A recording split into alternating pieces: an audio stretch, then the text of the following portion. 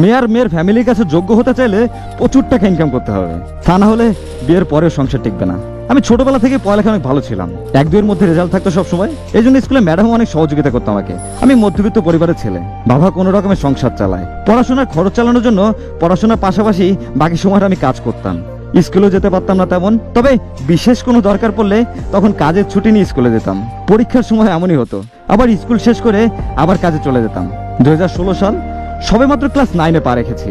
আমার অনেক বন্ধু বান্ধব ছিল, তাদের সবাইকে আমি অনেক ভালোবাসি। কম বেশি সবারই গার্লফ্রেন্ড ছিল, কিন্তু আমি কালো, তাই আমি কখনো কোনো সম্পর্কে জড়াতে চাইনি। দিনগুলো বেশ ভালোই যাচ্ছিল বন্ধুদের নিয়ে। হঠাৎ এক আত্মীয়ের বিয়েতে যাই, তারপর সেখানে একটা মেয়েকে দেখে আমার অনেক ভালো লাগে।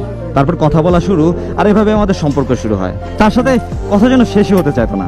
সারা রাত দুজনে কথা বলতাম। তাকে বাসায় কড়া নজরে রাখতো, কারণ তার বাবা ছিল প্রবাসী। তো দেখা করার জন্য রাতে ছাড়া কোনো উপায় ছিল না। ও যখন যেটা চাইতো সেটাই করতাম।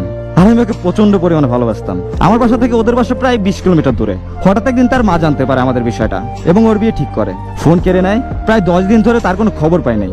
হঠাৎ অচেনা নাম্বার থেকে একটা ফোন আসে আর বলে যে এটা তার বান্ধবীর নাম্বার, আর বলে যে আজ রাতে দেখা করতে আসবা। আর আমিও কোনো কিছু না ভেবে রাজি হই, তার সাথে দেখা করতে যাই। কিন্তু সেই দিন তার এলাকাবাসী আমাদের ধরে ফেলে এবং আমার আর ওর বিয়ে দিয়ে দেয়। আমার বাসা থেকে এসে হঠাৎ করে মেনে নেয় না। আমি তাকে নিয়ে একটা ভাড়া বাসায় উঠি। 1 মাস পর আমার বাসায় রাজি হয় এবং দুই পরিবার বসে একটা সিদ্ধান্ত নেয় যে ছেলে মেয়ে আলাদা থেকে তাদের পড়ালেখা শেষ করবে। তারপর ওর বাসায় থাকে আর আমি আমার বাসায়। এভাবে 1 বছর কেটে যায়। তার বাবা প্রবাসী, অনেক টাকা উপার্জন করতে লাগে এবং তাদের অবস্থা আরো অনেক ভালো হতে থাকে এবং তার মা তাকে আমায় ছেড়ে দিতে বলে।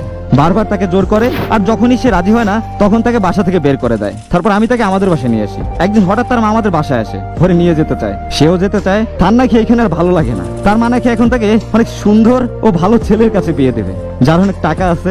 এইসব বলে তাকে নিয়ে যায়। বাসায় গিয়ে তালাকের কাগজ পাঠায় দেয়। তার চলে যাওয়াটা আমি আসলে বিশ্বাস করতে পারতেছিলাম না। আমি অনেক যোগাযোগ করার চেষ্টা করছি, দেখা করার চেষ্টা করছি, কিন্তু কিছুতেই লাভ হয় নাই। বরং ও অনেক গালাগালি করতো, অপমান করতো। তবু আমি ভাবতাম যে সে একদিন না একদিন ফিরে আসবে, কিন্তু তার বিয়ে হয়ে যায়। পড়াশোনার হয় নাই। পার্ট টাইম যে কাজটা করতাম তা এখন ফুল টাইম করি এবং পরিবারের হাল ধরি। আমি যতই বলি কিছু মানুষ না কখনো বুঝতেই চাইবে না। এখনকার এই সমাজে ছেলেদের ভালো খারাপ বিবেচনা করা হয় তার টাকা দিয়ে। যার যত টাকা বেশি সে তত ভালো। মনের দিক দিয়ে এখন কেউ বিবেচনা করে না, আর করবেও না ভবিষ্যতে। সে এমন অনেক আগে চলে গেছে। এখন শ্বশুর বাড়ির কাছে যোগ্য জামাই হতে হলে বেশি বেশি টাকা থাকতে হবে। আর এতে যদি আপনি লুচ্চাও হন, বা আপনার চরিত্রেও কোনো সমস্যা থাকে, বা আপনি আগে 2-3টা বিয়েও করছেন, তাতেও কিছু যায় আসে না। মানুষ এখন এটা বিশ্বাস করে টাকা দিয়ে সবকিছু সম্ভব। আর আপনি চাইলেও এখন আর এই চিন্তা ভাবনা বদলাতে পারবেন না, পসিবল না। তাদের কাছে এইটাই সঠিক। তাই ভালোবাসা, প্রেম প্রীতি এইসব করে লাভ নাই। দিন শেষে আপনি টাকার কাছে হারিয়ে যাবেন। শূন্য পকেটে পাশে থাকে এমন নারী খুব অভাব ভাই।